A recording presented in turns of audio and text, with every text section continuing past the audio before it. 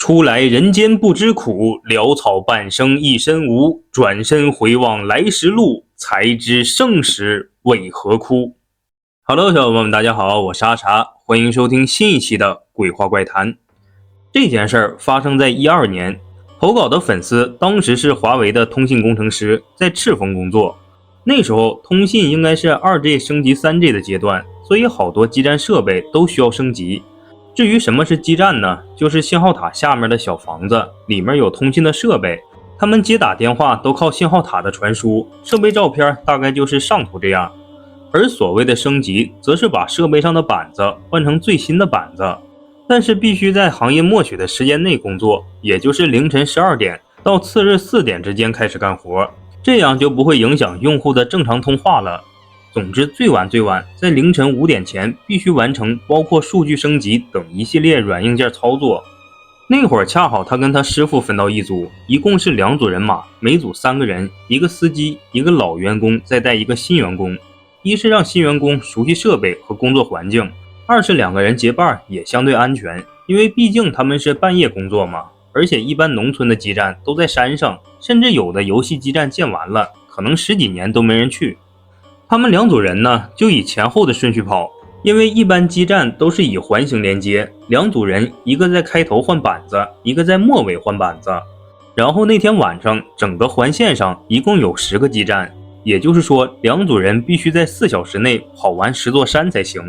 当时给他们出车的司机是移动公司的，他们对每个基站的位置都很清楚。不过由于是后半夜上山，根本看不清路，没办法，司机只能把车停在山脚下，由他们步行上山。不过就在他们准备更换的前几天，移动公司的基站出现了个特别奇怪的事儿。有一对父子在基站里面用油机发电，结果漏电，就把父子俩都电死在了基站里。儿子被电得浑身烧焦，满屋子都是血，老爷子更是被电到跪在基站门口死的。按理说他们设备用的电压都是负48伏，油机应该没那么大的电量才对呀。后面呢，移动公司的领导又是在那个基站前烧香买鸭买酒祭拜，又是磕头啥的。但最不巧的还是出事的那个基站也在他们这次要升级的里面。可是具体是哪个，基站司机也不说，说是怕他们知道了害怕。接着等了大概不到10分钟，准备工作都完成了，他就和师傅加一个移动公司的司机，3个人在半夜11点左右到达了第一个要爬的山脚下。第一个基站、第2个基站都很顺利，大概是凌晨1点半左右，他们到达了第3座山。他和师傅就趁着月光往上爬，结果他就看见前面有个树坑，于是就赶紧跟师傅说，师傅呢就回了一句我看到了，随后往前一跃，结果直勾勾的竟然掉进去了。当时俩人都有点懵，坑也就半米深，他们背的书包乱七八糟都算上，负重也才10多斤，可是他师傅怎么都爬不出来。他起初就以为是树根之类的东西缠住师傅的脚腕了，于是使劲拽师傅，师傅也用力往外爬，结果最后摔了个屁墩才给师傅拉出来。简单活动了下脚腕，看没啥事儿，俩人就继续往山上走。到达山顶的基站，换完板子，给后台打完电话，等待后台上传数据的时候，他师傅就感觉掉到坑里的那个脚腕痒痒的，结果拉起裤腿一看，脚腕的位置多出了一个黢黑的手印儿，都给他吓傻了。刚想说话，他师傅就说嘘，别出声，咱俩快点走。然后他们就关灯往山下走，但是走出去10多米，他回头一看，基站门缝里面灯竟然是开着的。由于他们去的基站可能几年都没有人去，而且进出基站都需要跟上面监控打报告，如果发现有的基站灯没有关，会对他们公司进行罚款。但是他刚刚明明记得出门把灯关了呀，没办法，他和师傅只能掉头回去，并且这次再三确认了关闭才转头下山的。结果没走几步，回头一看，里面的灯又开了，他顿时脑袋就炸了，有点懵。师傅就跟他说，这样咱俩再关一次，如果还自动关灯，咱们就念叨念叨。就这么的，他俩又去关了一次灯，但结果依旧是那样。他吧也年轻，不信邪，就和师傅说，咱们这次不关门就开着，我他妈看看到底谁开灯。这次他们真的是眼睁睁看见那个灯啪嗒一下自己开了，瞬间他也不牛逼了，就想赶紧跑。而他师傅毕竟是老通信工程师了，那时候临近11月份，山上的夜晚特别冷，上山之前他们都会带点酒啥的，怕基站里面给他们冻到。接着师傅就拿出3根烟点着，插在机房门口，让他也跟着自己跪下去念叨了几句，什么我也是打工人，如果都有得罪啥的，巴拉巴拉一堆，然后又把剩下的半瓶酒都浇在了地上，磕了3个头。最后师傅就说，咱俩再去关一下灯试试，如果还不行就去他妈的赶紧跑。但是这次灯就好了，俩人就顺着上来的山路往下走，但上山容易下山难呢，上山也就用了半小时，可是他们下山的时候找不到路了，他是又累又饿，加上精神压力特别大，他就闻到山上咋这么香呢，好像有股麻辣串的味儿。他就跟师傅说，师傅我饿了。话刚说完，紧接着他就发现在之前出问题的那个山头上奇光异彩的，老热闹了，就跟夜市似的。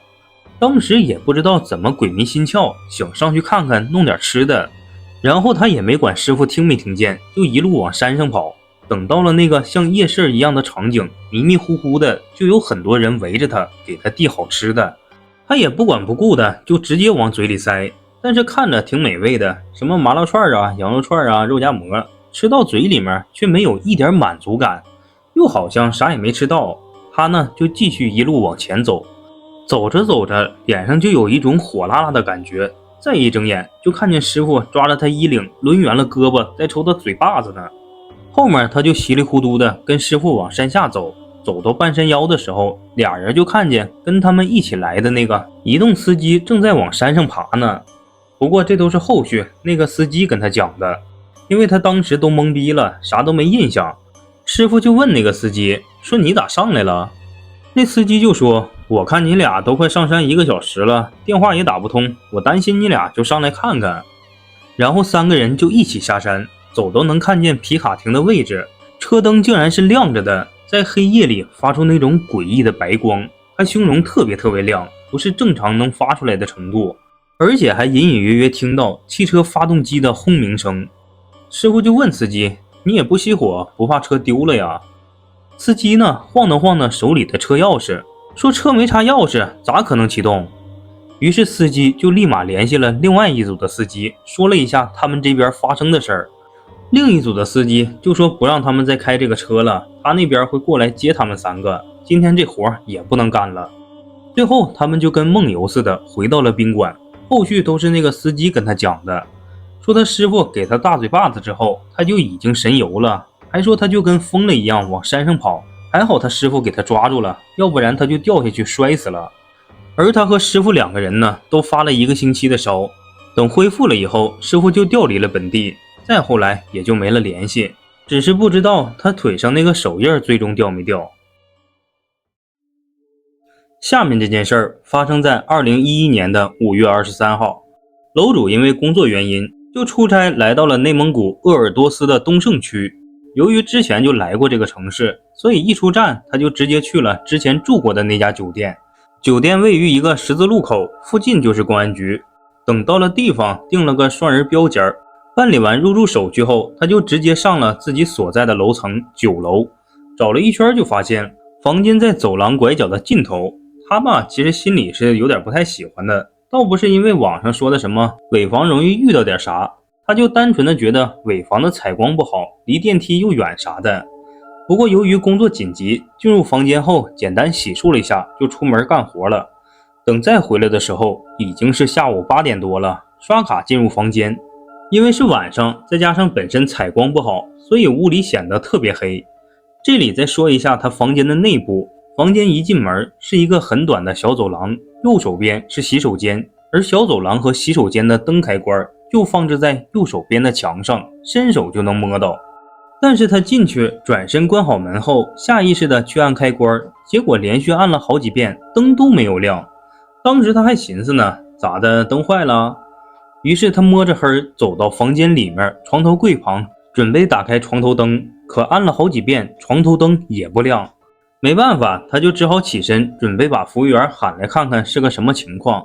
但怪事持续不断，当他走到门跟前，打算开门在走廊里喊人的时候，房间的门竟然也打不开了。就是门把手可以正常转动，可门就是拉不开。当时他第一反应不是害怕，而是生气，这什么他妈房间也太垃圾了，怎么都是坏的呀？这也不行，那也不行，他最后又摸黑回到床边，拿起床头柜上的电话联系前台，让他们找人过来开门维修。之前也说了，房间太黑，他就拿出打火机准备照个亮。但也就在他刚打着火，眼角无意间就瞄到了对面床铺，在昏暗的火光映照下，好像床上躺了个人。这一下子差点给他吓得弹射起来，闭眼缓了好几秒，再仔细看过去，什么都没有。不过为了以防万一，他还是借着微弱的光在房间里仔细检查了一遍。等确定了没有任何人后，他才觉得自己应该就是在黑暗的情况下待得久了，再加上打火机突然发出的光才导致眼花的。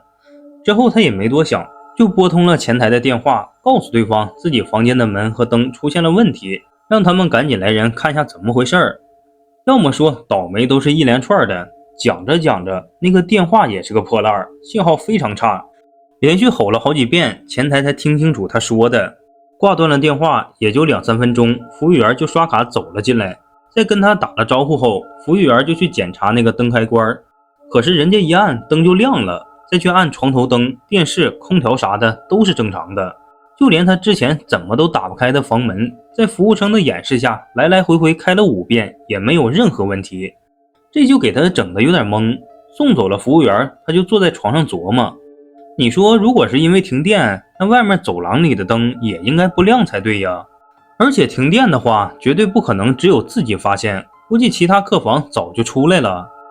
不过想归想，既然现在好了，比啥都强，赶紧去洗个澡上床睡觉了。等洗完出来，时间来到了11点多，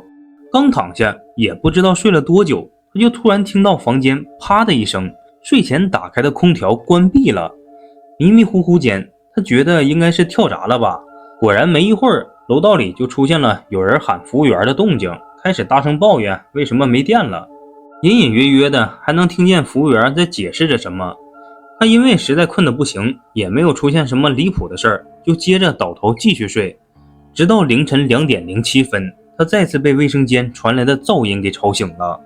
还没等他彻底清醒，卫生间又突然传来一阵水声，而且这个水声很特别，不是水龙头刚被打开的声音，而是像有人在水池子里走路的动静，哗哗的，很慢不均匀，但却非常清晰。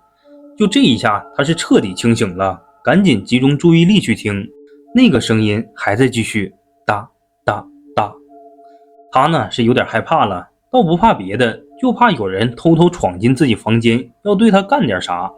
之后他就保持醒来的姿势，躺在床上，时刻留意那个声音。大概过了5分钟左右吧，他还是决定下去看看到底是谁。因为没有拉窗帘的缘故，依靠对面大楼射进来的灯光，房间里还是能勉强看清一些东西的。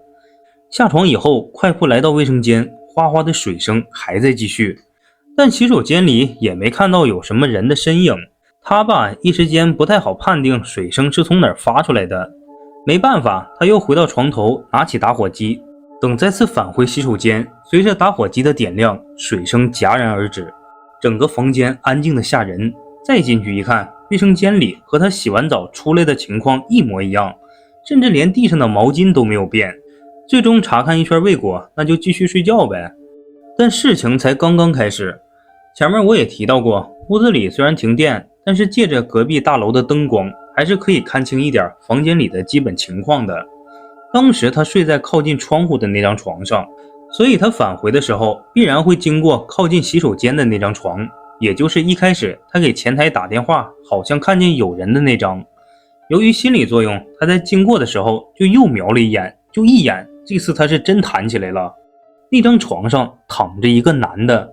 虽然光亮有限，但他还是非常清晰的看到了那个男人的装束，蓝色上衣，灰色裤子，脚上一双白色运动鞋，相当违和。他呢被吓得也不知道干嘛了，就一直杵在那儿一动不敢动。就这样也不知道僵持了多久，期间他一直用眼角的余光盯着那张床，直到确定那个男的没有要起来的样子，才一点点的挪动身子，随后抓起电视柜上的包就朝那张床砸了过去。扔完后他人傻了，那个男的依然一动不动地躺在床上，而自己刚才扔过去的电脑包就躺在他灰色的腿边，他就那么自然地平躺，面向天花板，双手自然地放在身体两侧，双腿微微分开，跟所有灵异一样，除了脸以外，其他地方都能看清。他当时都快碎了，身边有啥都往那张床上丢，打火机还被扔到了床头的墙上炸了。